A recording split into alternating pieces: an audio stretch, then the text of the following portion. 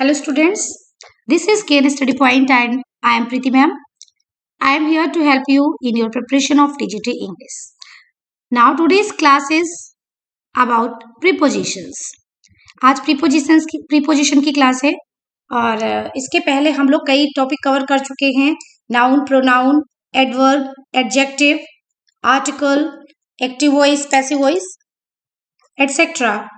और आज प्रीपोजिशन की थ्योरी हम पढ़ेंगे. सबसे पहले इनसे जो रिलेटेड रूल्स हैं हम उनको पढ़ेंगे. और बच्चों आप साथ ही नोट्स बनाते चलिएगा क्योंकि आपके जो नोट्स होंगे जो आप खुद से बनाएंगे वो आपके एग्जाम्स में काफी हेल्पफुल होंगे. Now let's start. What's a preposition?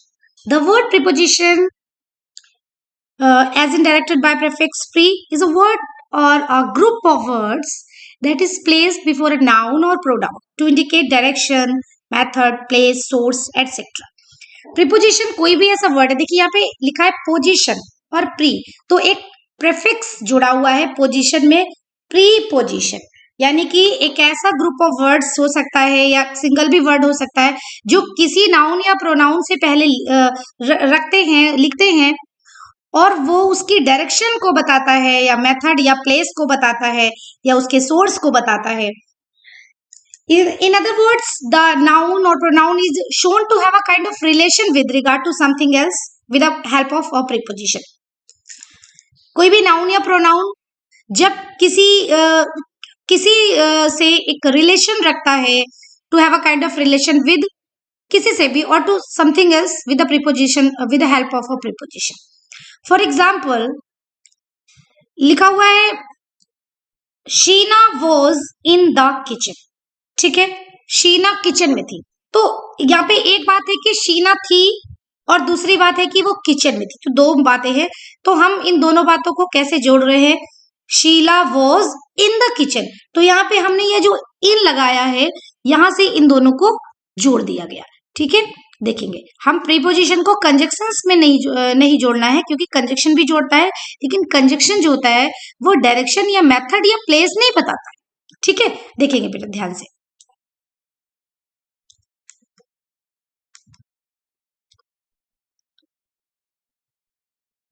ये मैंने सर्किल बनाया हुआ है. Sheena was in the kitchen, Sheena kitchen में थी. तो यहाँ पे दो बातें थी कि एक तो शीना थी, there was Sheena and she was in the kitchen, वो किचन में थी. तो हमने दोनों बातों को एक में ही कहा कि Sheena was in the kitchen. तो यहाँ पे शीना और किचन का जो रिलेशन है, शीना कहाँ थी, तो यहाँ पे एक प्रकार से एक प्लेस बताया है कि वो कहाँ पे थी, इन द किचन. इसी तरह से हम किसी चीज को बोलते, किसी चीज की लोकेशन या प्लेस बताना होता है कि ये पेन कहाँ पे है, ऑन द टेबल. तो ऑन वो प्रीपोजिशन है. ठीक है, या हमने बोला फेल इनटू द रिवर. तो यहाँ पे फेल का मतलब गिर गया, बट कहाँ गिरा, इनटू द रिवर. तो ये जो आपका इनटू आता है, ये इनटू भी आपका क्या होगा, एक प्रकार का प्रीपोजिशन ही होगा. ठीक है,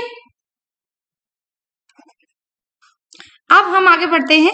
नेक्स्ट हमारा जो एग्जाम्पल है, इट में join noun to a verb. अब नाउन को वर्ब से भी जोड़ता है, ऐसा नहीं है कि दो नाउन को जोड़ता है. She slipped off the stairs. अब देखो वो गिरी, यहाँ पे ऊपर वाले में शीना का रिलेशन जोड़ा गया था, लेकिन यहाँ पे वर्ब का जोड़ा गया है. She slipped off the stairs. कहाँ पे स्लिप हुई थी वो, ऑफ द स्टेयर्स हुई थी. तो यहाँ पे स्लिप्ड हुई, but where, off the stairs. तो ये वेयर का आंसर दे रहा है. कहाँ हुई, कहाँ पे हुई थी, स्लिप्ड ऑफ द स्टेयर्स. तो यहाँ पे जो आपका यहाँ पे ऑफ लगाया गया है ये प्रीपोजिशन है जो कि स्लिप्ड और स्टेयर्स के बीच में रिलेशन बता रहा है, प्लेस बता रहा है. ठीक है, O double F, off, slipped off. It में join noun to an adjective. ये नाउन को किसी एडजेक्टिव से भी जोड़ सकती है, कई सारी चीजें. We are proud of our country. We are proud, अभी हम क्या है, हमें गर्व है. वी आर प्राउड, तो प्राउड यहाँ पे क्या हो गया, एडजेक्टिव हो गया. और किससे जोड़ रहे हैं, प्राउड ऑफ क्या, proud of our country, proud of our country. तो किससे जोड़ा है, ऑफ से जोड़ा है. प्राउड ऑफ, मैं सीधे ये नहीं लिख सकती हूँ या कोई भी सीधे ये नहीं लिख सकता है कि we are proud our country. We are proud of our country. She slipped off the stairs and Sheena was in the kitchen. तो यहाँ पे प्राउड एंड कंट्री का रिलेशन है. ठीक है, तो एक बात माइंड में सेट कर लीजिए कि यहाँ पे दो नाउन का रिलेशन नहीं होता है। कैसे हो सकता है? नाउन को किसी वर्ब से भी जोड़ सकती है, एक नाउन को दूसरे नाउन से तो जोड़ता ही है प्रीपोजिशन, बट इसके अलावा बिसाइड्स इट, इसके अलावा एक नाउन को वर्ब से भी जोड़ता है, एक नाउन को एडजेक्टिव से भी जोड़ता है। ठीक है, चलिए नेक्स्ट पॉइंट है आपका at, in, on, of, of. अब यहाँ पे ऑफ पढ़ने में तो एक जैसा है, बट ये दोनों अलग है, दोनों की यूजेस भी अलग है। मोस्टली आप देखेंगे कि जो फ्रेजेस होते हैं उनमें इसका यूज किया जाता है। ठीक है, तो आप जब ऐसे फ्रेजेस को तैयार करें तो अपने माइंड में इस बात को हाईलाइट कर ले या लिख करके तैयार कर ले कि ये कौन सा ऑफ है, ओ एफ या है या ओ डब्ल्यू। ठीक है, एक बार आप बहुत अच्छे से इसे पढ़ेंगे तो फिर आपकी लिए चीजें आसान रहेगी। Through, below, with, etcetera some of the prepositions, ये आपके कुछ प्रीपोजिशंस हैं। फॉर एग्जाम्पल बताया गया आपको, द नाउन और pronoun used with the preposition is in the accusative case. अब एक्यूजेटिव केस क्या होता है? जब किसी को एक्यूज किया जाता है किसी चीज को। एग्जाम्पल समझिए, the book is on the table, यानी बुक कहाँ है? On the table. I did not talk to him, मैंने किससे बात नहीं की? उससे। अब टेबल एंड हिम दो चीजें हैं, have been used in the accusative case because these are words the objects of preposition। ठीक है, ये जो on है ये preposition है, ये to preposition है, लेकिन ये on किसके लिए आया है? on the table, टेबल के लिए आया है। और यहाँ पे लिखा है to किसके लिए आया है? to him, him के लिए आया है। तो ये दोनों जो वर्ड्स हैं आपके, इनको accusative case के रूप में यूज किया गया है। कोई भी ऐसे वर्ड्स जब आपके प्रीपोजिशन के ऑब्जेक्ट बनकर आते हैं तो ये कहा जाता है कि these words have been used in the accusative case। Okay, now a preposition sometimes may have more than one object। कभी कभी ऐसा भी होता है कि एक ही प्रीपोजिशन होता है लेकिन उसके ऑब्जेक्ट एक से ज्यादा होते हैं। For example, I give money to Ritu and her brother. अब आई गिव मनी, मैंने मनी दी, किसे? टू, प्रीपोजिशन हुआ किसको दी, यानी कि टू विच पर्सन, किस व्यक्ति को दी? Ritu and her brother. तो देखो यहाँ पे दो ऑब्जेक्ट है, एक है रितु और एक है ब्रदर, लेकिन एक ही प्रीपोजिशन यहाँ पे लगा हुआ है। तो हमको एक मोटा मोटा आप समझ लीजिए, क्योंकि you are going to appear in the competitive examination, तो एक बात याद रखना बहुत जरूरी है कि हमें कब प्रीपोजिशन एक ही लगाना है जब मोर देन वन ऑब्जेक्ट है, और कब हमें अलग अलग ऑब्जेक्ट के लिए अलग अलग प्रीपोजिशन लगाना है। तो ये आप कॉमन सेंस से समझ लीजिए इस बात को कि अगर एक ही प्रीपोजिशन है जिससे जो सेम प्रीपोजिशन हमें वहां भी लगाना है, यानी कि अगर हमें कहना है I give money to Ritu, तो मैं ये भी बोलूंगी कि I give money to Ritu's brother, यानी या ब्रदर ऑफ रितु, कुछ भी लिख सकते हैं। तो यहाँ पे टू रितु होगा, टू हर ब्रदर होगा, क्योंकि एक ही प्रीपोजिशन है, सेम प्रीपोजिशन लगाना था, इसलिए यहाँ पे एक ही प्रीपोजिशन लगाया गया। लेकिन अगर ऐसी सिचुएशन होती है कि वहां पे अलग अलग प्रीपोजिशन की जरूरत होती है, डिमांड होती है, तो वहां पे हमें क्या करना होता है? दोनों ऑब्जेक्ट को अलग अलग प्रीपोजिशन लगाते हैं। ठीक है, ऐसा एग्जाम्पल में भी मैं आपको बताती हूँ। नेक्स्ट एग्जाम्पल है distribute the mangoes among the boys and the girl. यहाँ पे जो आपका अमंग आया हुआ है, डिस्ट्रीब्यूट द मैंगोज, मैंगोज को डिस्ट्रीब्यूट करो। अब ये तो एक आपकी कमांड हो गई एक प्रकार से, डिस्ट्रीब्यूट द मैंगोज। ठीक, एक प्रकार से अगर यहाँ तक ये सेंटेंस होता तो इसको हम इंपरेटिव सेंटेंस ही बोलते, है ना बेटा। अब देखिए, among the boys and the girls, boys और गर्ल्स में, तो ये जो अमंग है ये इस बात को जोड़ रहा है कि किसमें हम डिस्ट्रीब्यूट करें, to the boys and the girls. ठीक है, तो ये अमंग चूंकि बॉयज और गर्ल्स दोनों के लिए आना था, इसलिए एक बार ही अमंग का यूज किया गया है। Next, a clause can also be the object to a preposition. कभी कभी पूरा क्लॉज भी प्रीपोजिशन का ऑब्जेक्ट होता है। प्रीपोजिशन का ऑब्जेक्ट क्या हुआ, यानी वो प्रीपोजिशन किसके लिए आई है। जैसे ऊपर देखिए, यहाँ पे मैंने बताया था, देखिए मैं यहाँ पे टिक कर रही हूँ, ऑन किसके लिए आया था? टेबल के लिए। टू किसके लिए आया था? हिम के लिए। यहाँ पे टू किसके लिए आया है? रितु एंड हर ब्रदर के लिए। यहाँ पे एमर किसके लिए आया है? द बॉयज के लिए एंड गर्ल्स के लिए, the boys and the girls. तो ये जो आपका table, him, Ritu and her brother, the boys and the girls, ये ऑब्जेक्ट हैं। These are the objects to a preposition, ये प्रीपोजिशन के ऑब्जेक्ट है। अब या ऊपर एग्जाम्पल में एक ही ऑब्जेक्ट था, इसके नीचे एक से ज्यादा ऑब्जेक्ट है। अब इस पॉइंट में, पॉइंट नंबर 4 में ये बताने की कोशिश की गई है कि आपका जो ऑब्जेक्ट है वो सिर्फ एक वर्ड या एक से ज्यादा वर्ड्स के साथ साथ एक क्लॉज भी हो सकता है। पूरा पूरा एक क्लॉज होता है जो किसी भी प्रीपोजिशन का ऑब्जेक्ट होता है। ये बात अपने माइंड में सेट करिए, ठीक है। I was pleased with what she did for me. मैं खुश थी जो कुछ भी, किस बात के लिए, मैं किससे खुश थी, जो कुछ भी उसने मेरे लिए किया, ठीक है। What she did for me, तो आई प्लीज्ड विद, प्लीज्ड के साथ क्या आता है, प्लीज्ड के साथ आता है विद, किससे, what she did for me. अब ये विद वॉट नहीं है, विद शी नहीं है, विद डिड नहीं है, विद फॉर नहीं है, विद मी नहीं है, क्या है, विद वॉट, किसके साथ, किस चीज से, with what she did for me. ये पूरा का पूरा एक क्लॉज है जिसका ऑब्जेक्ट है विद, ठीक है।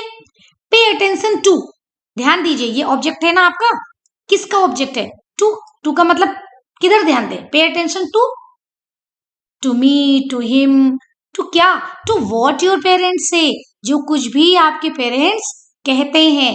पे attention to what your parents say, जो आपके पेरेंट्स कहते हैं। तो ये what your parents say is a clause, ये क्लॉज है and to is the object of this clause, ठीक है। ये ऑब्जेक्ट है, और कौन सा ऑब्जेक्ट है, ये प्रीपोजिशन का, sorry, what your parents say is the object of preposition to, ठीक है। Adverb of time and place can also be the object of preposition. जो टाइम और प्लेस के ऑब्जेक्ट होते हैं, एडवर्ब्स होते हैं, सॉरी, वही वो भी प्रीपोजिशन के ऑब्जेक्ट बन जाते हैं। जैसे लिखा हुआ I don't like to go from here, मुझे यहां से जाना अच्छा नहीं लगता, I don't like to go from here. तो यहाँ पे क्या है, देखिए, गो जाना, कहां से, फ्रॉम, यहां से। She had return by then, ये आपकी प्रीपोजिशन है, ठीक है। टाइम और प्लेस भी बताते हैं। When verbs are placed before after preposition other than to, देखिए टू यहाँ पे एक्सेप्शनल केस में है, इसलिए हम यहाँ पे टू की बात नहीं कर रहे हैं, बाकी सबकी बात कर रहे हैं, ठीक है। टू को हम अलग से पढ़ते हैं। When verbs are placed after preposition, जब verbs को prepositions के बाद में रखते हैं तो they should be in the gerund form. Escape when they are used in infinitive. अगर infinitive है तब तो कोई बात नहीं, बट अगर infinitive वाले नहीं है तो वो gerund form में आएंगे, और gerund form का मतलब होता है ing form, ठीक है। gerund form का क्या मतलब होता है, ing form। तो आई एम कॉन्फिडेंट ऑफ क्या, of winning her love, to, of win नहीं हो सकता, ऑफ विनिंग होगा। शी डजंट बिलीव इन क्या, wasting time, in waste time नहीं हो सकता है। She insisted on going to Pune, तो इंसिस्टेड ऑन गोइंग। अच्छा, इसको तैयार करने के लिए एक चीज मैं आपको बताऊंगी, जो एक प्रकार से मैं कह सकती हूँ कि एक शॉर्ट ट्रिक हो सकती है। इस जो आपका ये जो पॉइंट नंबर 6 है, इसको आप बहुत अच्छे से पढ़िए, और एक छोटी सी बात को आप याद रखिएगा हमेशा। वो क्या है आपकी बात, एक मिनट, मैंने इसको रफ किया, अब मैंने यहाँ पे पेन लिया। देखिए, जब कभी भी आपका प्रीपोजिशन ऑफ आएगा, ठीक है, ऑफ आएगा या ऑन आएगा या फ्रॉम आएगा, ठीक है, बहुत इसको आप, मैंने पहले भी बोला था, क्लास स्टार्ट करते हुए भी मैंने बोला था कि जिस समय आप पढ़ रहे होते हैं आप नोट्स बनाते चलेंगे। आप वीडियो को पॉज करिए और नोट्स बनाते चलिए, ठीक है। एक एक पॉइंट को मैं समझाने की कोशिश कर रही हूँ, आप समझिए और नोट्स बनाइए। तो ऑफ, ऑन, फ्रॉम जब भी आएगा, ऑलवेज अपने साथ में क्या लाएगा, जब भी आएगा हमेशा अपने साथ में आईएनजी ही लाएगा, ठीक है। ऑफ, ऑन, फ्रॉम जब आएगा आपके आईएनजी के साथ में आएगा। जैसे यहाँ पे लिखा था, अगर आपको ये पॉइंट पता है तो पूरा पॉइंट नहीं भी पता है तो आपको पता है कि मैं ऑफ लगाना है तो आईएनजी लगाना है, ऑन लगाना है तो भी लगाना है, और फ्रॉम लगाना है तो भी। जैसे प्रिवेंट फ्रॉम होता है, इंसिस्ट ऑन होता है, कॉन्फिडेंट ऑफ होता है, तो हमें इनके बाद टू ही सॉरी आईएनजी ही लगाना है। कॉन्फिडेंट ऑफ है तो आईएनजी आएगा, ठीक है। ऑन है तो भी आईएनजी ही आएगा, और फ्रॉम है तो भी आईएनजी ही आएगा। इस बात को, पॉइंट को नोट करिए आप, और अच्छे से उसका रिवीजन करिए। ट्रेवल, अब यहाँ पे पर्टिकुलर वर्ड के हैं। देखिए प्रीपोजिशन की एक बात समझ लीजिए, मैं आपको ट्रेवल और मूवमेंट एक्सप्लेन करने से पहले ही बता दूं एक बात को कि आमतौर पे जब हम प्रीपोजिशन पढ़ते हैं तो जब हम बहुत छोटी कक्षा में पढ़ते हैं तो हम क्या पढ़ते हैं कि फ्रॉम माने होता है से, ऑन माने होता है पर, इस तरह से हम लोग पढ़ते हैं। इन माने होता है में, तो हम ये पढ़ रहे होते हैं। तो हमें ये लगता है कि हर प्रीपोजिशन का एक एग्जैक्ट ट्रांसलेशन है और according to sense, according to meaning of the sentence हम उसी प्रीपोजिशन को वहां पे लगा सकते हैं, लेकिन ऐसा नहीं है। कुछ प्रीपोजिशन तो ऐसे हैं जो अकॉर्डिंग टू आप मीनिंग लगाएंगे तो बिल्कुल सही बैठेंगे, लेकिन कुछ प्रीपोजिशन ऐसे हैं जो हिंदी में इनका हम जो अर्थ समझते हैं उसके अकॉर्डिंग वो नहीं लगते हैं। जैसे मैं एग्जांपल बता रही हूँ। जैसे आपने किसी से बोला कि वो दिल्ली से आया, he has come from Delhi, आप लिखेंगे ना, आप लिखेंगे फ्रॉम दिल्ली, दिल्ली से आया है, फ्रॉम दिल्ली, ये सही है, इसमें कुछ भी गलत नहीं है, ठीक। लेकिन अगर आपको ये कहना है कि वो व्यक्ति कैंसर से मर गया, तो आप क्या लिखेंगे?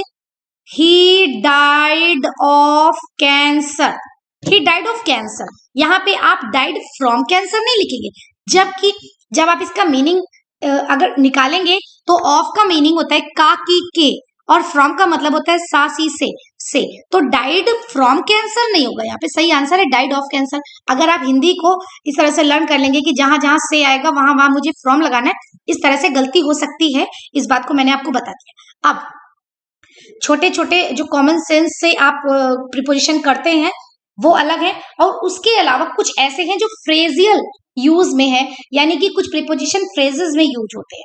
और फ्रेज की एक विशेषता है, एक स्पेशलिटी है कि जब किसी भी फ्रेज को हम यूज करते हैं तो उसे एज इट इज यूज करते हैं, जैसे हैं वैसे यूज करते हैं। अगर किसी फ्रेज में के लिए फ्रॉम लिखा हुआ है तो हम उस फ्रॉम को ही यू पढ़ते हैं, हम उस फ्रॉम को नहीं हटाते, ठीक है। जैसे अब एग्जांपल देखिए, जब कोई बस से आता है तो हम कहते हैं बाई बस, जब कोई कार से आता है तो हम कहते हैं बाई कार, कोई प्लेन से आता है तो हम कहते हैं बाई एरोप्लेन, ठीक है, बाई लगाते हैं। अगर किसी भी आप व्हीकल से आते हैं हम बाई लगाते हैं, लेकिन जब आप पैदल आते हैं तो हम बाई नहीं लिखते हैं फुट, बल्कि लिखते हैं ऑन फुट। तो ऑन का कोई ऐसा मीनिंग तो नहीं होता ना कि से या द्वारा, नहीं होता। ऑन का मतलब तो पर होता है, ऑन फुट तो नहीं आते, वैसे फुट पर तो चलकर नहीं आते क्योंकि अपने फुट से चलकर आते, ठीक है, लेकिन ऑन फुट होता है। तो इस तरह के जो फ्रेज हैं उनको आप एज इट इज याद करेंगे, जो भी उनमें, जैसे डाइड ऑफ होता है, डाइड ऑफ के बाद कोई बीमारी होती है, died of cancer, died of cholera, died of कुछ भी, कोई बीमारी हो सकती है, तो डाइड ऑफ ही होता है। यहाँ पे हमें कुछ और नहीं लगाना। बाई बस, बाई ट्रेन होता है, बट ऑन फुट होता है, बाई बस नहीं होता, बाई फुट नहीं होता, ऑन फुट होता है। तो इस तरह से आप जब फ्रेज तैयार करेंगे तो आप फ्रेज के साथ साथ प्रीपोजिशन भी तैयार कर रहे हैं। फ्रेज तो तैयार ही हो रहा है, आपने कोई फ्रेज अगर पढ़ लिया तो प्रीपोजिशन तो उसमें लगा हुआ है, ठीक है। दोनों चीजों को ध्यान से पढ़ना। अब इसमें देखिए लिखा हुआ है दे वेंट होम बाई बस, और नीचे लिखा है she return to her home late. तो यहाँ पे लिखा है return to her home late, लेकिन यहाँ पे ये नहीं लिखा है कि वो किससे आई। They went home by bus, वो किससे आए? बाई बस आए। Return to home, her home, अपने घर आए, ठीक है। इसके ऊपर आपका बी नंबर में लिखा है दे अराइव्ड इन इंडिया इन मार्च। अब देखिए arrived in India in March, I arrived at Patel bridge, इसलिए लिखा हुआ है क्योंकि पटेल ब्रिज एक छोटी जगह है और इंडिया एक बहुत बड़ी जगह है, तो हम छोटी जगह के लिए एट लगाते हैं और बड़ी जगह के लिए इन लगाते हैं। आई होप कि आपको ये बात मालूम होगी, क्योंकि ये बात हम बहुत छोटी क्लास में पढ़ चुके होंगे। फिर भी अच्छे से रिवीजन करिए और चीजों को समझिए। नेक्स्ट है आपका एबव एंड ओवर। एबव और ओवर दोनों का मीनिंग होता है ऊंचे होना किसी चीज से, mean higher than, but over का एक अलग मीनिंग होता है। कॉमन तो दोनों के लगभग बराबर मीनिंग होते हैं, बट एक डिफरेंस है, but there is a difference. But over can also mean covering on the other side of. अगर ओवर कर रहा है तो इसका मतलब है दूसरी साइड को वो कवर कर रहा है, ठीक है। एक cross from one side to the other, एक साइड से दूसरी साइड के एक क्रॉस करता है, and in every part of the region. जैसे लिखा कि we put a sheet over his body, यानी अगर शीट को बॉडी के ऊपर हमने कवर कर दिया रख दिया, तो इसका मतलब है उस शीट के ऊपर, यानी वो व्यक्ति जो बॉडी है, यहाँ पे तो डेड बॉडी की बात हो रही है, वो नहीं देख सकता, बट बॉडी से नीचे वो जो शीट है, उस शीट के ऊपर से बॉडी नहीं दिखेगी, और बॉडी से अगर आप अंदर से झांकेंगे तो आपको शीट ही दिखेगी, शीट के ऊपर की चीज नहीं दिखेगी, यानी कवर हो रहा है। अगला, there is a bridge over the river. River के ऊपर अगर ब्रिज है तो क्या होता है कि अगर आप जस्ट ब्रिज के नीचे खड़े होंगे, जस्ट ब्रिज के नीचे खड़े होंगे, तो आप ब्रिज को देखेंगे, आप ऊपर देखेंगे तो आपको ब्रिज दिखेगा, आपको उसके ऊपर का आसमान नहीं दिखेगा, ठीक है। और अगर आप अगल बगल खड़े होंगे तो आपको आसमान दिखेगा, इसका मतलब है कि वो जो ब्रिज है वो उतनी जगह को कवर कर रहा है, उसके ऊपर नहीं दिख रहा है, ठीक है। He has friends all over the world, उसके फ्रेंड, अब यहाँ पे एक ये फ्रेज है, ऑल ओवर एक फ्रेज है, ऑल ओवर द वर्ल्ड, तो यहाँ पे हमने क्या यूज किया, ओवर यूज किया है। यहाँ पे ओवर का मतलब वैसा नहीं है, ओवर का मतलब है ऑल ओवर द वर्ल्ड, यानी कि पूरे वर्ल्ड में उसके फ्रेंड्स है, ठीक। तो यहाँ पे एबव और ओवर का एक कॉमन सेंस, एबव केवल ऊपर होता है, और जब कोई चीज ओवर होती है तो ऊपर तो होती है, साथ ही साथ कवर करने वाली होती है। कैसी होती है, कवर करने वाली। तो आप इस तरह से भी लर्न कर सकते हैं। अगर कुछ ऐसा है कि पेड़ के ऊपर से चिड़िया उड़ी, या एरोप्लेन घर के ऊपर से गुजरा, इस तरह का कोई भी अगर आपका एग्जाम्पल है तो वो उसमें हमेशा ओवर आता है। नेक्स्ट पॉइंट है अंडर, बिलो, बिलो या beneath. Below under means lower than, but under can indicate contact. Below का मतलब होता है नीचे, और बिलो का मतलब होता है नीचे, but under can indicate contact. Under का मतलब होता है कि किसी चीज के नीचे। फॉर एग्जाम्पल, क्या एग्जाम्पल हो सकता है भाई, she kept money under the bed, उसने पैसा रखा था अंडर द बेड, यानी कि बेड के नीचे। And the old man was crossed under the car, और जो ओल्ड मैन था वो क्रश हो गया अंडर द कार, का मतलब हो गया कार के नीचे, ठीक है। तो यहाँ पे बिलो और अंडर में थोड़ा सा अंतर है। जो अंडर होता है वो इन कॉन्टेक्ट को इंडिकेट करता है, ठीक है। बिलो का मतलब उससे नीचे है, बट जस्ट कॉन्टेक्ट में नहीं है, ठीक है, जस्ट कॉन्टेक्ट में नहीं है। कार के नीचे क्रश हुआ है तो कार से वो 3-4 किलोमीटर नीचे नहीं था, जस्ट नीचे था। और बेड के नीचे अगर पैसे रखे गए तो बेड से नीचे 2 किलोमीटर नहीं रखे गए, जस्ट बेड के नीचे रखे गए। तो जो आपका ये अंडर होता है वो जस्ट नीचे के लिए होता है, और जो आपका बिलो होता है वो मीन्स होता है कि लोअर देन, कि उससे ज्यादा नीचे है। However, below is used when there is a space between the two surfaces. अगर दो surfaces के बीच में यूज करना है तो below का यूज करते हैं। जैसे they live below us, दो सरफेस है, सरफेस का मतलब आप समझ रहे हैं, एक सतह, जैसे होता है ना first floor, second floor, third floor, तो हर फ्लोर अपने आप में एक सरफेस रखता है, एक सतह रखता है, एक जमीन रखता है। तो अगर एक सरफेस के नीचे है तो उसको हम से बोलते हैं बिलो, ठीक है। जैसे ट्रेन की बर्थ होती है, एक फर्स्ट सेकंड थर्ड, ऊपर नीचे होती है 3, तो उसमें भी हम क्या बोलेंगे कि इसके नीचे या इसके नीचे या इसके नीचे, ये वहां पे बिलो है, क्योंकि वहां पे सरफेसेस बनी है। तो सरफेस के बीच में अगर स्पेस बतानी है तो हमेशा बिलो बताएंगे, ठीक है। Under can mean junior in rank, under में अगर अंडर है तो इसका मतलब रैंक उसकी कम है, इससे लिखा ही इज अंडर मी, तो इसका मतलब नहीं वो मेरे नीचे खड़ा है। अंडर मी का मतलब हो गया कि आई एम हिज सुपीरियर, ठीक है।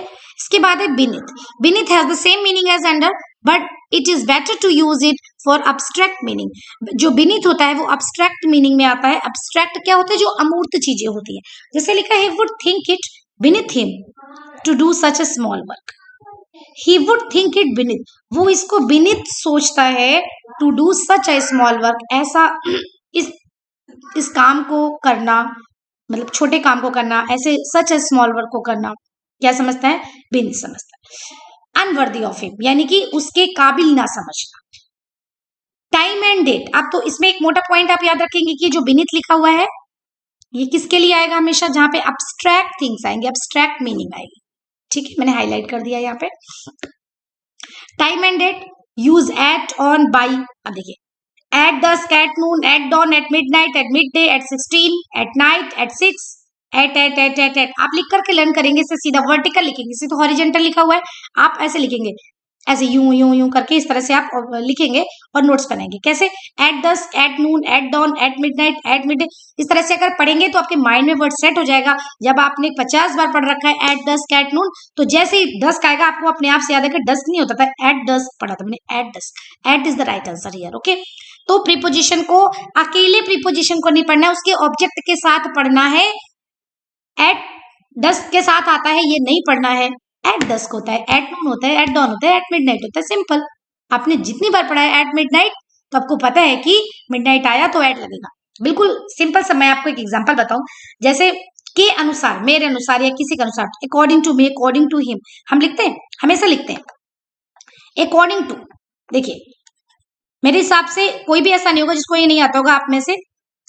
अकॉर्डिंग टू हिम, उसके अनुसार। अब हमें सोचना नहीं पड़ता कि हम टू लगाएं, क्योंकि हम इसके हैबिचुअल हो गए बोलने के भी, अकॉर्डिंग टू हिम, है ना। बहुत बहुत ज्यादा मेरे हिसाब से प्रैक्टिस है इस वर्ड की हम लोगों को, अकॉर्डिंग टू। तो जब भी अकॉर्डिंग आएगा तो ऑटोमेटिक खाली अकॉर्डिंग लिखा होगा तो आई थिंक हर बच्चा बता देगा इसका सही आंसर प्रीपोजिशन टू होगा। अकॉर्डिंग टू होता है। क्यों? क्योंकि हमने ये नहीं लर्न किया है कि अकॉर्डिंग के साथ टू लगाना है, हमने अकॉर्डिंग टू पढ़ा है, बात खत्म।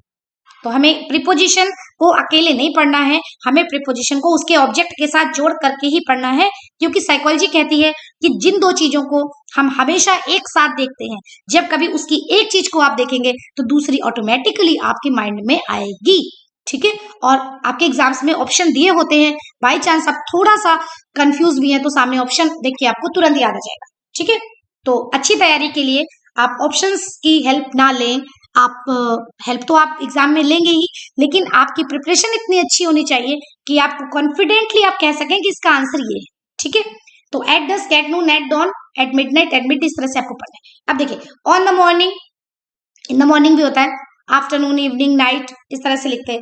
अब यहाँ पे एक एग्जाम्पल है, we left on the evening of the 6th at 5:30 PM। तो जब ये जो घड़ी का समय है ये एट, अब 5:30 पे अगर एट है तो घड़ी का कोई भी समय हो सब में एट ही आएगा। ठीक है।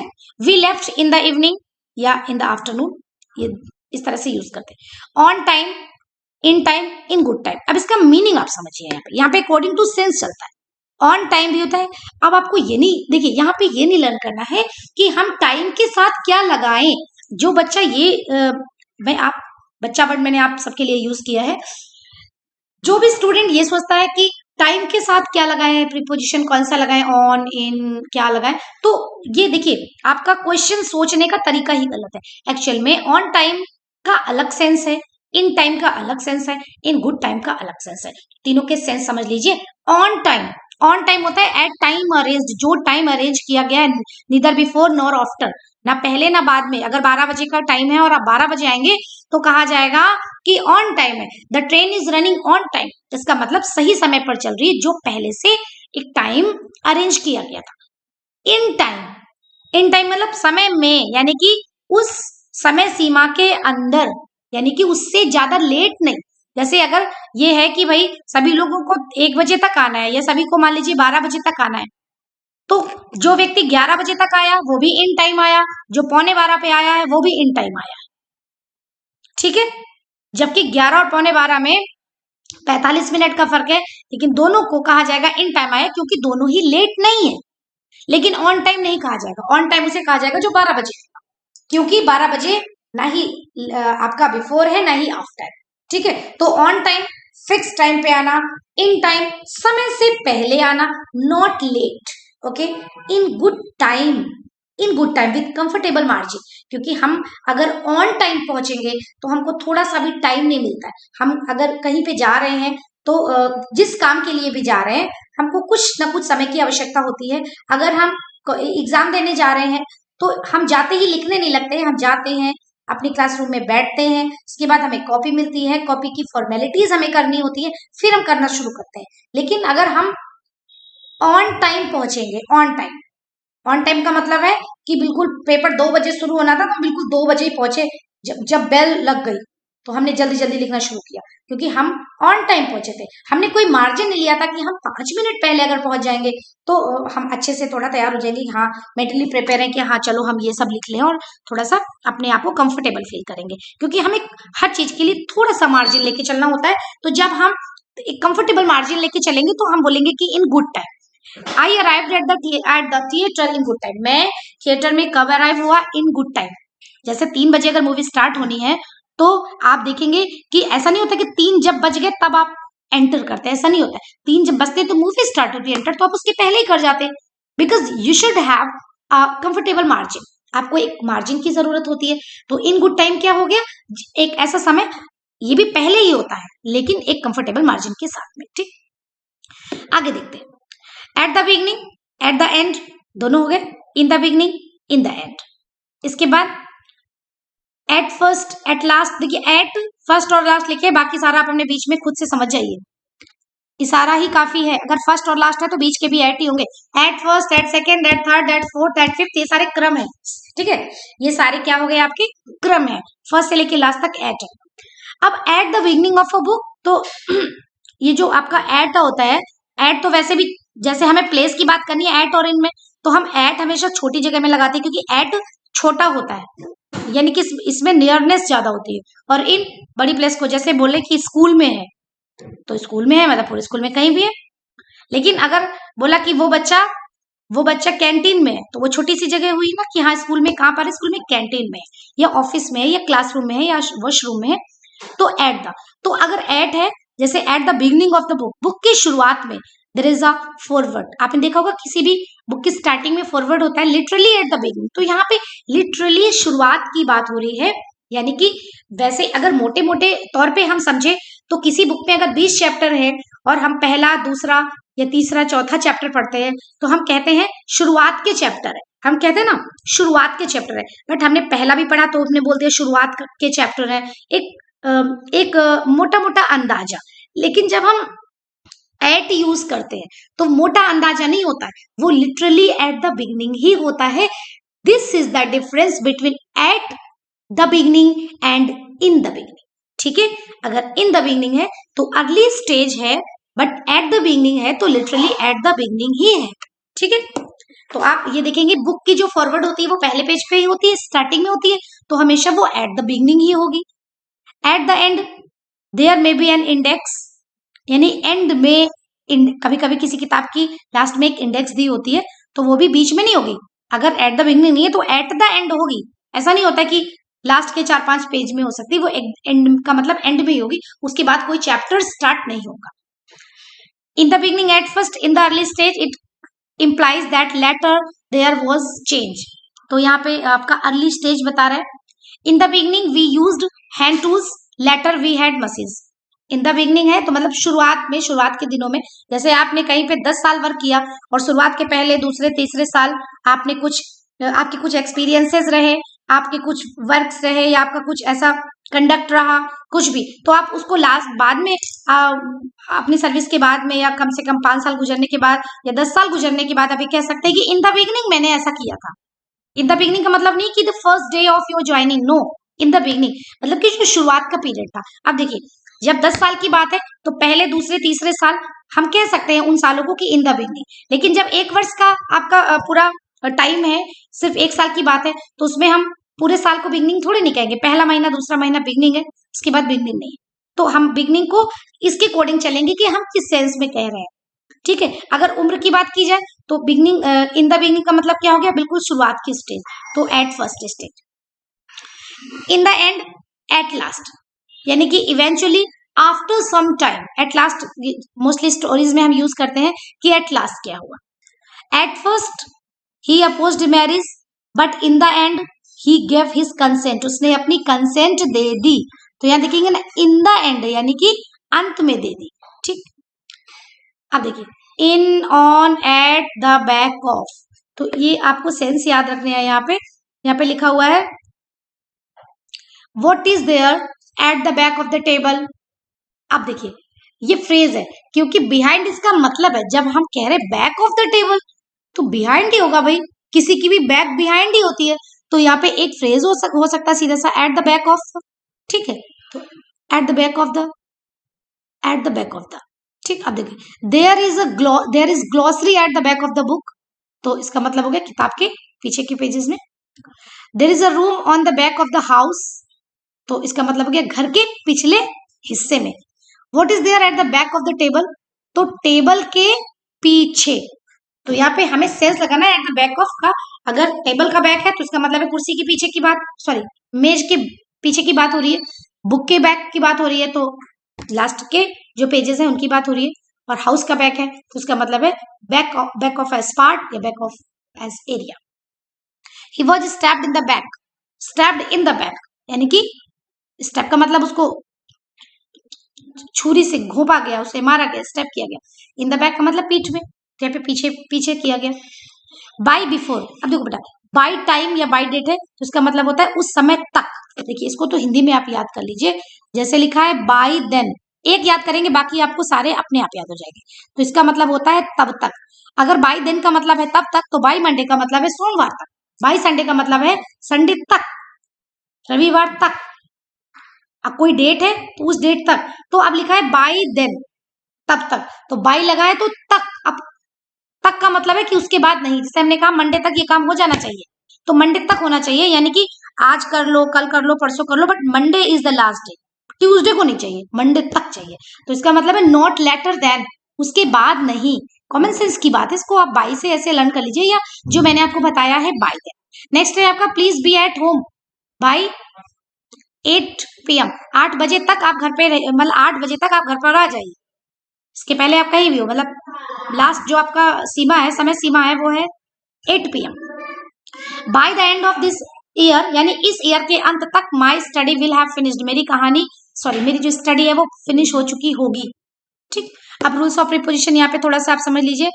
A preposition usually placed before its object and but sometimes it is placed after it in the following cases। कभी कभी वैसे तो पहले आता है मोस्टली, बट कभी कभी बाद में भी आता है। क्यों? क्योंकि जब हम कोई इंट्रोगेटिव बोल रहे होते हैं, इंट्रोगेटिव, तो वहां पे क्या करते हैं, जैसे सिंपल बात था तो लिखा था, यहाँ पे लिखा हुआ था कि you are talking to someone, you are talking to him, you are talking to me. तुम किससे बात कर रहे हो, तो टॉकिंग टू क्या आएगा, talking, you are talking to, यहाँ पे जैसे लिखा हिम मी यू शी, कोई भी आ सकता है, टू हर, यानी टू के बाद कौन आएगा, एक ऑब्जेक्ट आएगा ना। लेकिन जब हम इंट्रोगेटिव बोलेंगे तो कैसे बोलेंगे, हु से शुरू कर रहे हैं हम यहाँ पे, तो हम क्या बोलेंगे, who are you talking to, फिर ये आपका लास्ट में आएगा, whom are you talking to, last में आएगा। अब यहाँ पे what are you talking about, किसके बारे में बात करो, क्योंकि अगर हम सीधा सेंटेंस लिखते थे तो हम लिखते थे you are talking about this, कोई भी चीज इसके बारे में आप बात कर रहे हैं, but what are you talking about, आप किस चीज के बारे में बात करें, तो ये आपका प्रीपोजिशन सबसे एंड में आएगा। क्यों? क्योंकि इसका ऑब्जेक्ट हमें मालूम नहीं है। अगर हमें हमें ये कहना होता कि आप स्टडीज के बारे में बात कर रहे हैं, you are talking about your studies, but ये एक क्वेश्चन फॉर्म में है, what are you talking about, तो अबाउट के बाद स्टडीज तो है ही नहीं, यहाँ पे किसके बारे में बात कर रहे हैं यही तो क्वेश्चन है। अबाउट क्या ये हमें नहीं मालूम है, अबाउट के बाद ही क्वेश्चन मार्क आएगा यहाँ पे। ठीक है, यहाँ पे ये नहीं होगा अबाउट व्हाट से ही शुरू होगा और प्रीपोजिशन बाद में आएगा। ऐसा तब होगा जब उस प्रीपोजिशन का जो ऑब्जेक्ट होता है वही तो हमें पूछना है, वही तो हमें जानना है। This is the question, for what you are looking. अब फॉर व्हाट नहीं नहीं नहीं, फॉर व्हाट से नहीं, प्रीपोजिशन से क्वेश्चन स्टार्ट नहीं होगा, क्वेश्चन स्टार्ट तो WH से होगा, लेकिन उसका फॉर क्या, एक फ्रेज तो हो सकता है फॉर व्हाट, बट एक पूरा जो कंप्लीट सेंटेंस होगा उसमें ऐसा नहीं करेंगे। तो व्हाट आर यू लुकिंग, अगर सिंपल सा मुझे ये कहना होता कि आप उस व्यक्ति को देख रहे हैं, you are looking that person, but मुझे पूछना है आप क्या देख रहे हैं, लुकिंग व्हाट, तो अब उसी व्हाट का तो मुझे आंसर नहीं पता है ना, तो वहां पे हमें क्या करना है, what are you looking for, क्योंकि फॉर सबसे एंड में आएगा। अब जो इंट्रोगेटिव प्रोनाउन जहां जहां यूज होंगे ये अंडरस्टूड हो जाएगा कि यहाँ कोई ना कोई इंट्रोगेशन है, तो यहाँ पे आपका जो प्रीपोजिशन है वो सबसे लास्ट में आएगा। इस तरह से आप सारे देख सकते हैं। एग्जाम्पल्स को आप यहाँ पे एग्जाम्पल्स की मदद ले सकते हैं और ये चीजें आपको अच्छे से समझ में आई होप कि आ रही। नेक्स्ट पॉइंट है when the object of the preposition is a relative pronoun that. अब क्या होता है, दिस इज द बुक, ये बिल्कुल सिंपल है, इसको आप ऐसे याद कर लीजिए, एक रिलेटिव प्रोनाउन, मैंने आपको प्रोनाउन में पढ़ाया था रिलेटिव प्रोनाउन दैट, और इसकी हिंदी क्या होती है, जो की, तो सही अर्थों में आप समझेंगे, आप सीधे करेक्ट वाला पढ़िए ना। दिस इज द बुक, ये वही बुक है, दैट जो कि I have been looking for, जिसको मैं ढूंढ रहा हूं। This is the picture that she always talks of, यानी जिनमें जो की वाला आता है ये भी उसी तरह से फॉलो किए जाएंगे लास्ट में क्वेश्चन आपका प्रीपोजिशन आएगा, भले ही क्वेश्चन मार्क नहीं है, क्वेश्चन मार्क वाले तो आपने यहाँ पे समझ लिए सारे, और ये वाले आपके यहाँ पे हो जाएंगे। अगला देखिए, when an infinitive quality is a noun, जब कोई infinitive qualifies a noun, the preposition should be placed after the infinitive. Infinitive के बाद आएगा, अगर कोई इन्फिनेटिव, देखिए इन्फिनेटिव होता है टू, है ना, to read, to play, to give, to take something, कुछ भी हो सकता है इस तरह से। तो जब कोई इन्फिनेटिव किसी नाउन को क्वालिफाई करता है तो प्रीपोजिशन को हमेशा इन्फिनेटिव के बाद में रखना चाहिए। जैसे it is not a safe place to, to what, to live. अब केवल टू नहीं, क्योंकि नॉर्मल प्लेस में हम ये कहेंगे कि रहने के लिए, क्या मतलब, यहां रहने के लिए, तो टू लिव इन, यहां पे अगर हम इन लगाएंगे तो ये कंप्लीट सेंस देगा, it is not a safe place to live in. He gave me a pen to write, write के साथ क्या आता है, राइट के साथ विद आता है, to write with. He gave me money to spend, क्योंकि टू स्पेंड होता है, ठीक है। अब यहां पे देखो, as a rule no preposition is placed after the following verb when these verbs are used in active voice. अच्छा, अगर एक्टिव वॉइस में ये यूज की जा रही है वर्ब, इनको आपको लर्न करना पड़ेगा। तो यहाँ पे हमें क्या करना है, no preposition should be used here, कोई प्रीपोजिशन यूज नहीं होगी। स्ट्रेस, एम्फेसाइज, डिस्कस, इन्वेस्टिगेट, क्यों। अब ये सारे आप देखिए, एक मैंने ये सारे लिखे हुए हैं, आप इनको पढ़ेंगे, समझेंगे और नोट्स बनाएंगे। अब मैं आपको एक एक्सप्लेन करूंगी, कोई भी एक, उसी तरह से आप सारे समझेंगे। जैसे मैंने एक यहाँ पे उठाया इन्वेस्टिगेट, देखिए एक फ्रेज है लुक इनटू। लुक इनटू का मतलब होता है जांच पड़ताल करना, ठीक है। He was looking into the matter, वो उस matter, into that matter, या the police is looking into this matter, तो इस मामले की जांच पड़ताल कर रही है। लुक इनटू का मतलब होता है, but investigate has its complete meaning. Investigate का मीनिंग वही है जो लुक इनटू का है। The meaning of look into is equal to the meaning of investigate.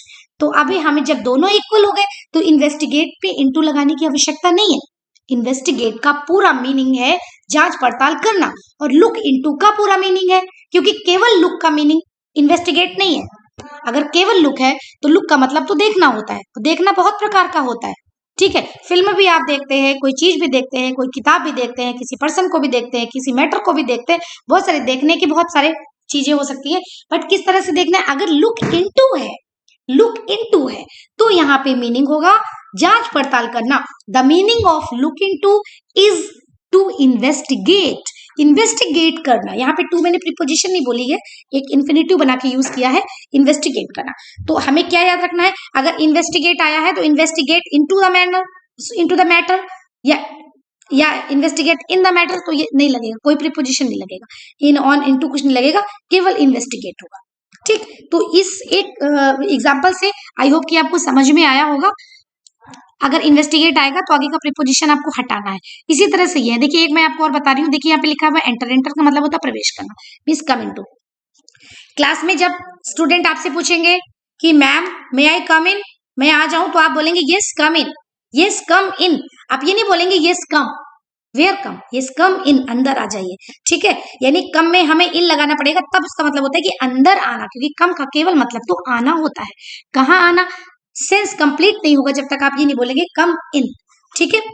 लेकिन एंटर का मीनिंग ही होता है कम इन या कम इन टू, यानी अंदर आना। बस एंटर के साथ हमें इन या इनटू का यूज नहीं करना है। The teacher entered the class, हमें ये नहीं कहना है the teacher entered in the class, the teacher entered into the class, सिर्फ enter the class.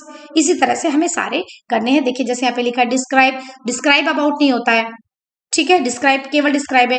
Wait for होता है बट अवेट फॉर नहीं होता है, अवेट केवल अवेट ही होता है, ठीक है। तो ये सारे एग्जांपल्स आप, आई होप कि आपको समझ में आएंगे। इसके बाद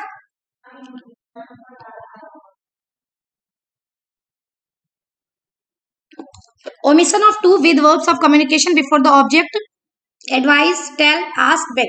वैसे हम लोग इन्फिनेटिव लगाने के लिए टू लगाते हैं ना, लेकिन कुछ ऐसे ऑब्जेक्ट है अगर ये आएंगे तो हमें टू नहीं लगाना है, ठीक है। जैसे I advised to him, I advised him होता है, आई इन्फॉर्म द पुलिस होता है, इंक्वायर्ड ऑफ तो होता है, इसलिए इंक्वायर्ड ऑफ हिम सही है। ठीक है, इंक्वायर्ड ऑफ। आप प्रीपोजिशन की लिस्ट बनाएंगे और ऐसे लिखेंगे inquired of. Use of preposition in relation to its object, कैसा रिलेशन है ये हमें देखना पड़ेगा भाई। Bring, give, lend, promise, leave, sell, buy, show, take, fetch, tell, hand, send, sing, read, cause, play. Play means play an instrument, किसी instrument को बजाना, किसी वाद्य यंत्र को बजाना। Find, get, ask, offer, etcetera. I shall fetch you books from market. I shall fetch books for you from market. अलग अलग तरह से दिया हुआ है, ठीक है। तो इस तरह से हमें ये देखना है कि कौन सा सेंस आ रहा है। Will you sing me a song, will you sing a song for me, ठीक है। बट क्योंकि मी अगर आया सॉन्ग तो सॉन्ग फॉर मी होगा, बट सिंग फॉर नहीं है। Will you sing me a song, तो ये सभी सही है लेकिन लिखने का तरीका अलग है। इसके बाद आपका ये है the use of verbs provide, supply, furnish, interest, present. इनका कैसे यूज करना है। Note the placement of proper object with the use of the following verb with special reference to the preposition. I provided him money, I provided him with money। तो इनमें हमें preposition लगाना है। जैसे provide with है तो अगर यहाँ पे कोई ऑब्जेक्ट आ जाता है, provide him, provide you, कुछ भी आ जाता है तो हम उसके बाद में with यहाँ पे लगाएंगे, ठीक। I provided money to him। अब ये क्यों ऐसे आया, क्योंकि प्रोवाइडेड के बाद में क्या प्रोवाइड किया ये लिखा हुआ है, ठीक। लेकिन अगर ये नहीं लिखा हुआ है तो हमें लगाना पड़ेगा। नेक्स्ट आपका है the correct use of rob, fine, inform, explain, recommend, compensate, suggest, propose. इसमें क्या करना है, in relation to objects, relation देखेंगे ऑब्जेक्ट के कैसे। जैसे लिखा rob a person of something, fine someone, inform someone of something, explain something to a person. हम सेंस देख रहे हैं कि कैसा जा रहा है, अगर पर्सन को तो to a person, recommend something या सजेस्ट करना या प्रपोज समथिंग टू समवन, किसी को रिकमेंड किया, किसी को सजेस्ट किया, किसी को प्रपोज किया, to him, to her, to जो भी पर्सन है, anyone. Compensate someone for something, तो यहाँ पे अकॉर्डिंग टू सेंस आपका ये आपका प्रीपोजिशन आएगा। एग्जाम्पल्स यहाँ पे वर्कआउट है, आप इनको समझेंगे। अगला है student should take special note of the following prepositions. देखिए यहाँ पे आप इसको स्पेशल नोट डाउन करेंगे। then and but as preposition, then and but are usually conjunction, however they may be sometimes used as preposition। आप केवल sense पे ध्यान देंगे। I did not see any person than your brother, I did not see any other person than your brother। मैंने तुम्हारे भाई के अलावा कोई दूसरा व्यक्ति नहीं देखा। I did not see anybody else but your brother, anybody else।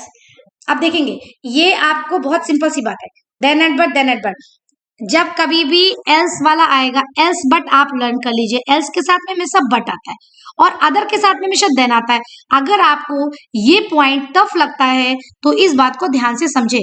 किस बात को, ये मैं आपको यहाँ बताने जा रही हूँ। एल्स बट याद कर लीजिए, ठीक, अच्छी तरह से। और दूसरा अदर देन, बहुत अच्छी तरह से देखिए। अदर आया है, देन आया है, एल्स आया है, बट आया है। किसी भी सेंटेंस में जब भी एल्स आएगा तो उसका जो उसको जो कॉम्पेंसेट करता है एक प्रकार का, या आप बोल सकते हैं कि उसका कॉम्प्लीमेंट्री होता है, सॉरी ये वर्ड ज्यादा ठीक रहेगा, तो एल्स बट होता है और अदर देन होता है। A in the following sentences has been used as a preposition though in a weakened form of in example. अच्छा, वीकेंड फॉर्म होता है इनका, इनका मतलब होता है ना मे।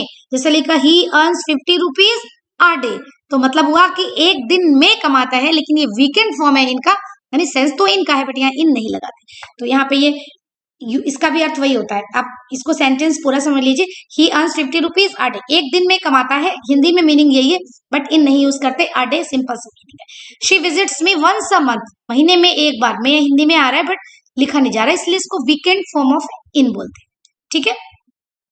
बिटवीन एमंग, वेरी सिंपल है। बिटवीन कब लगाना है हमें, जब दो की बात होगी तो बिटवीन लगानी है, और जब दो से अधिक की बात होगी तो हमें एमंग लगाना है। अब आप ये तो देख ही लेंगे 1 2 3 4 है, 2 है या 2 से ज्यादा है, दो वर्ड्स को याद रखेंगे। बोथ अगर है तो दो है, बोथ का मतलब होता है दोनों, तो बोथ इसमें जाएगा। और अगर ऑल दिया हुआ है तो ऑल का मीनिंग होता है मोर देन टू, ये बात याद रखना, बोथ हमेशा टू है बट ऑल हमेशा मोर देन टू है, क्योंकि अगर दो से ज्यादा है तभी ऑल है, अगर दो होते तो ऑल का यूज नहीं करेंगे। इसके साथ एक बात और आपने सीखी कि दो के लिए ऑल का यूज नहीं करते हैं, ठीक है। Next,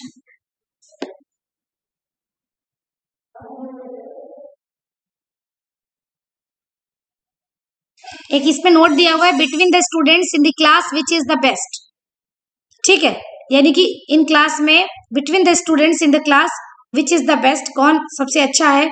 between is correct in the choice of more than two, यहाँ पे इसलिए लिख दिया क्योंकि चॉइस की बात है, इसलिए यहाँ पे बिटवीन सही है। ये नोट है आपके लिए, क्योंकि आप ये सोचेंगे कि क्लास में तो दो से ज्यादा है, यहाँ पे बिटवीन क्यों आया। बिटवीन सिर्फ तब आएगा दो से ज्यादा के लिए जब चॉइस होती है फॉर मोर देन टू, यहाँ चॉइस इज स्पेशल, ठीक।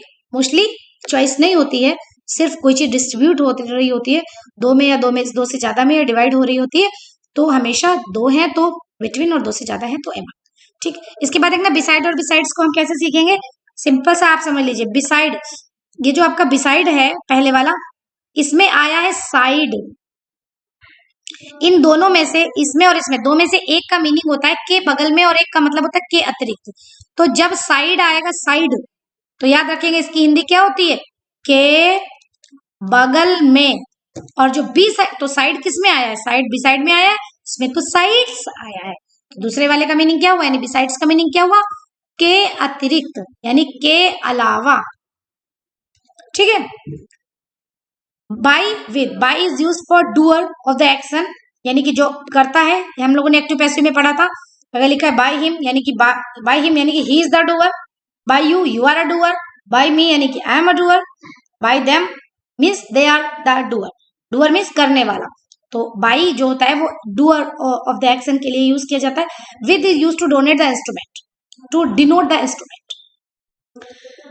जैसे लिखा है a dog was struck by him, तो यहाँ पे आपका ये पहला वाला है, क्योंकि ये बाई यूज किया गया है, क्योंकि हिम यहाँ पे डूअर, ठीक।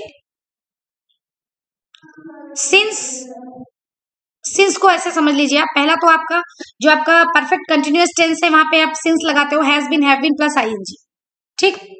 तो वहां पे आप सिंस या फॉर लगाते हो, हैज बीन या हैव बीन प्लस आईएनजी, और वहां पे भी आपका सिंस और फॉर आता है, तो वो सिंस आपका एक हो गया। तो सिंस होता है डेफिनेट टाइम के लिए, ठीक। कब से, जब कोई घड़ी का समय होगा तो निश्चित होगा, महीने होगा तो महीने का नाम निश्चित होगा, वर्ष होगा तो वर्ष का समय निश्चित होगा, ठीक है।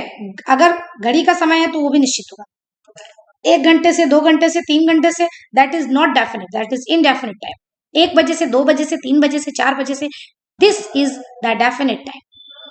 1 महीने से 2 महीने से, इनडेफिनेट टाइम।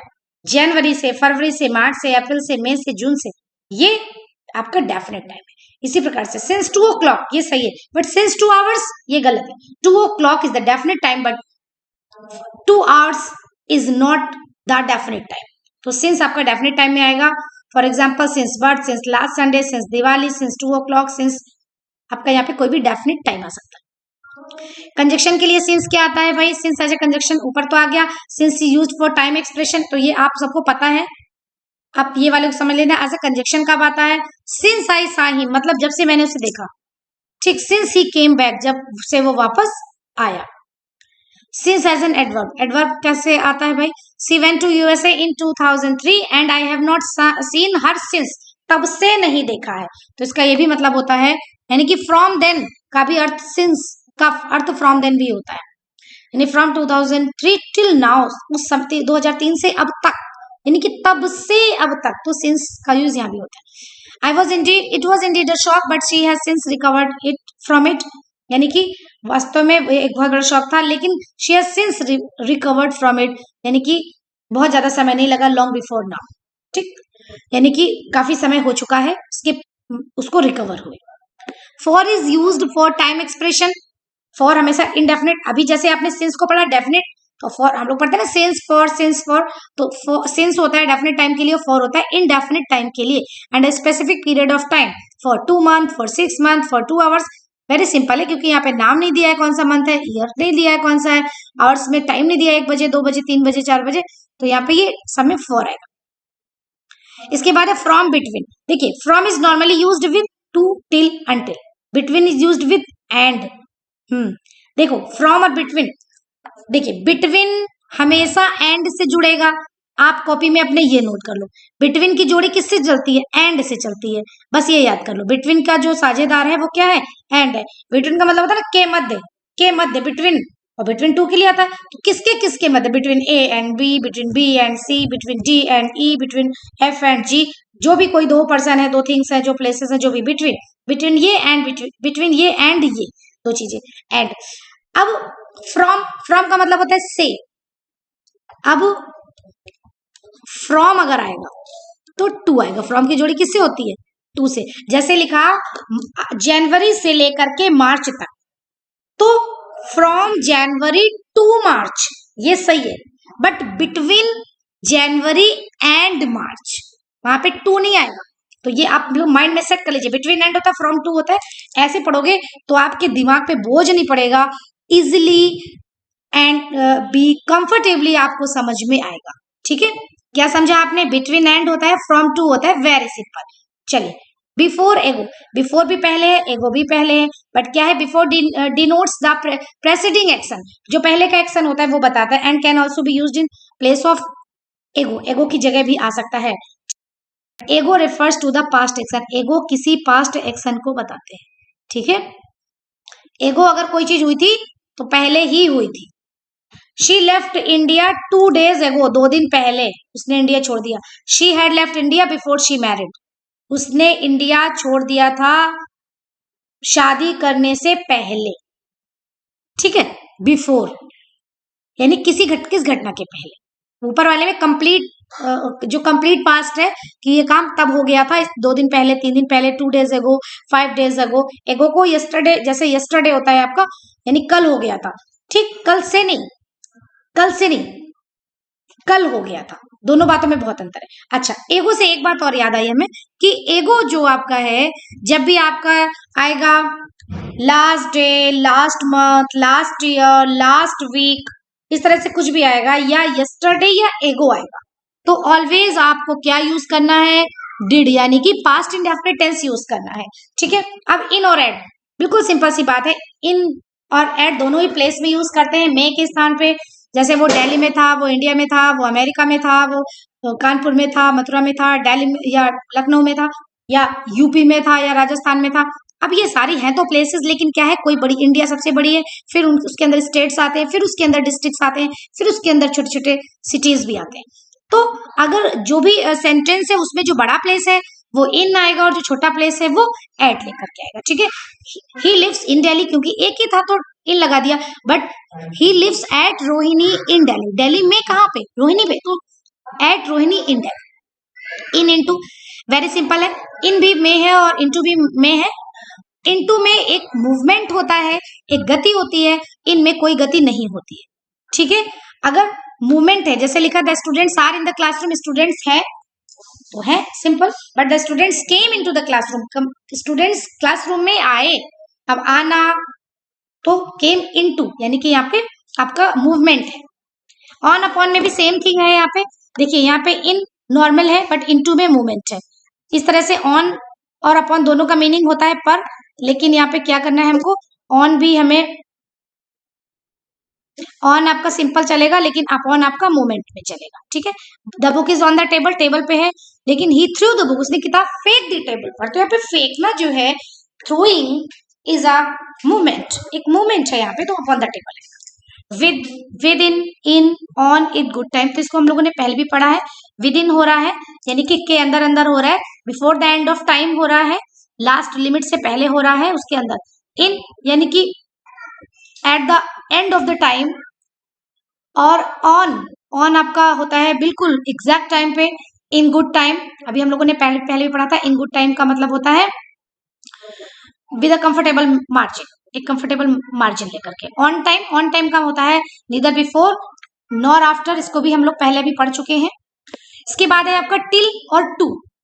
ठीक है, till is used of time, he studies till 11 PM, 11 बजे तक पढ़ा, टिल 5 PM, 5 तक पढ़ा, जितना भी तक, टिल का मतलब ना तक। To is used of place या डिस्टेंस। टू कब लगाते हैं? प्लेस या डिस्टेंस में। I went up to Rani Bagh, to या अप टू दोनों। When two words are adjectives require different preposition, हमने अभी शुरुआत में आपको बताया था कभी कभी अलग अलग प्रिपोजिशन की बात आती है तो appropriate preposition should be used with both the word। अगर हमें एक ही प्रिपोजिशन लगानी है दो जगह तो हम दो नहीं लगाएंगे, एक ही लगाएंगे, क्योंकि आगे भी हमें वही लगानी है तो क्यों ना हम एक ही लगाएं। बट अगर हमें पता है कि दोनों की रिक्वायरमेंट अलग अलग है तो हम दो लगाएंगे। जैसे इस पहले एग्जाम्पल में सीनियर और ओल्डर दो चीजें आई है, तो होता क्या है, जितने भी मोस्टली कंपैरेटिव डिग्री के वर्ड्स हैं जैसे आपका better, greater, smaller, bigger, bolder, greater than होता है ना, better than, higher than, smaller than, bigger than, ये सारे आपके देन आता है। लेकिन कुछ है जिनमें टू आता है, जैसे मोस्टली याद रखिएगा हमेशा, इसको आप ऐसे भी याद कर लीजिए। यहाँ पे मैं आपको बताती हूँ, सीनियर, जूनियर, सुपीरियर, बहुत ज्यादा ये पूछा जाने वाला बेटा क्वेश्चन है।